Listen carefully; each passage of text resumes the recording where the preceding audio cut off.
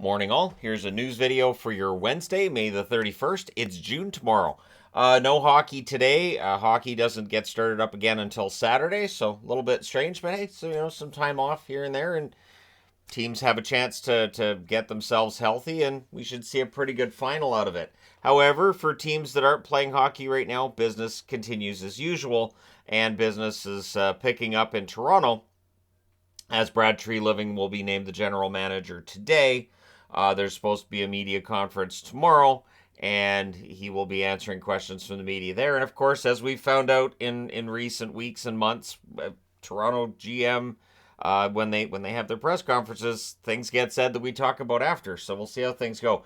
Treliving's a pretty good GM though for giving you sound bites here and there, but nothing really salacious. So I don't expect a lot out of that Toronto conference tomorrow.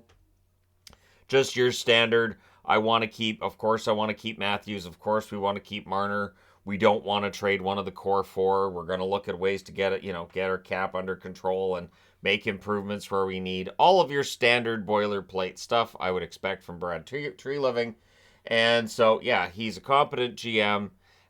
Did a good job in Calgary. I know there were a couple of trades that people didn't like, but there were also some trades he made that worked out pretty well. That will be the case with most general managers. If you look back through their history, there'll be some iffy deals, some bad ones, and some pretty good ones too. And also, speaking of general managers, Seattle's general manager, Kevin Weeks is reporting, is getting an extension. Ron Francis.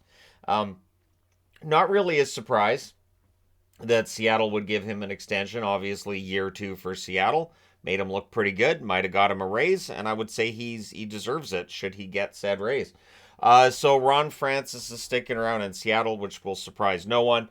I think it's been great because I thought he did a decent job in Carolina. I thought he was like a year away from probably getting them into the playoffs, and then they fired him, brought in Don Waddell. Waddell did a very good job as a replacement, but I still wish that Francis had been giving that one more year because it did feel like Carolina was ready to turn the corner when he was fired.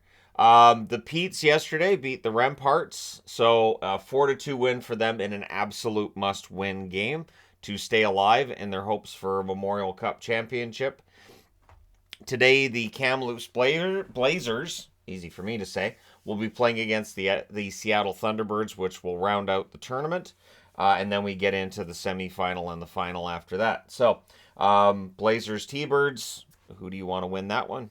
I'm guessing there'll be more viewers who want the Kamloops Blazers to win, I want to say. But at any rate, we'll see how that one goes. And and then we'll have the playoff round after that.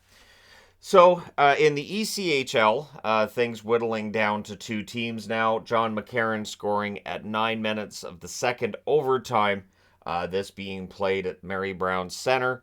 And the Growlers eliminated. So it's tough to come back when you're down, and they weren't able to do so. And so for the Florida Everblades, they move on to play the Idaho Steelheads in the ECHL final for the Kelly Cup. And best of luck to both Florida and Idaho in that one. That should be a fun series too. So the Growlers are out. I don't have a reason to wear a Growlers jersey for a bit here. It's kind of sad. Not that I necessarily need a reason to wear certain jerseys I wear in news videos, but there you are. One thing I wanted to mention in this too, looking at this Stanley Cup final, a narrative will finally be put to rest. The narrative of if a team has a cap hit of $10 million, they can't win the Stanley Cup.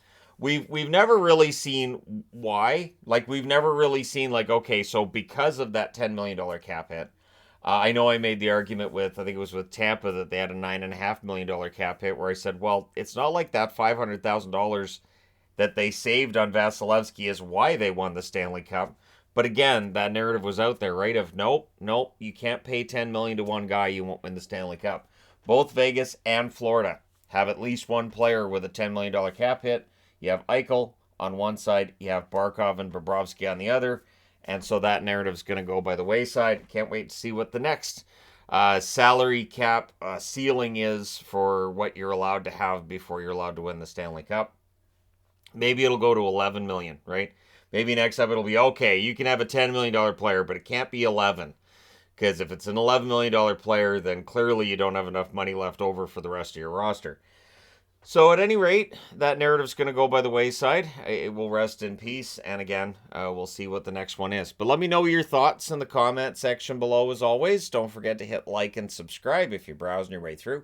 You just happened upon this video.